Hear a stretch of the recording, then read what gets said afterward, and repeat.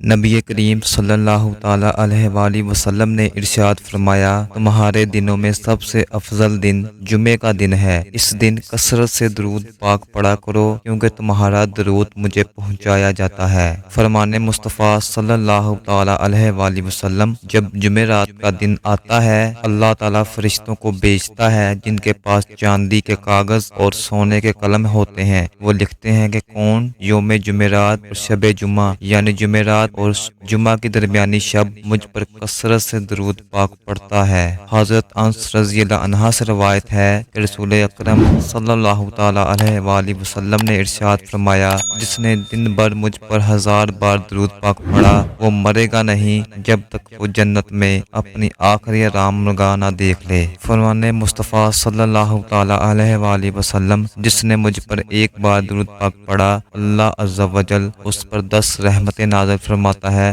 10 گناہ مٹاتا ہے اور 10 درجات بلند فرماتا ہے۔ فرمان مصطفیٰ صلی اللہ تعالیٰ علیہ وآلہ وسلم، جس نے دن اور رات میں میری طرف شوق و محبت کی وجہ سے 3 مرتبہ درود پاک پڑھا، اللہ عز و جل پر حق ہے کہ اس کے دن اور اس کے رات کے گناہ بخش دے۔ فرمان مصطفیٰ صلی اللہ تعالیٰ علیہ وآلہ وسلم، بروز قیامت لوگوں میں سے قریب تر وہ ہوگا جس نے دنیا میں مجھ پر سب سے زیادہ درود پاک پڑھے ہوں گے۔ فرمان مصطفیٰ صلی اللہ تعالیٰ علیہ وآلہ وسلم، شب جمعہ اور روز جمعہ یعنی جمعرات کے غروب آفتاب سے لے کر جمعے کا سورج ڈوبنے تک مجھ پر درود پاک کی کثرت کر لیا کرو۔ جو ایسا کرے گا، قیامت کے دن میں اس کا شفیع و گواہ بنوں گا۔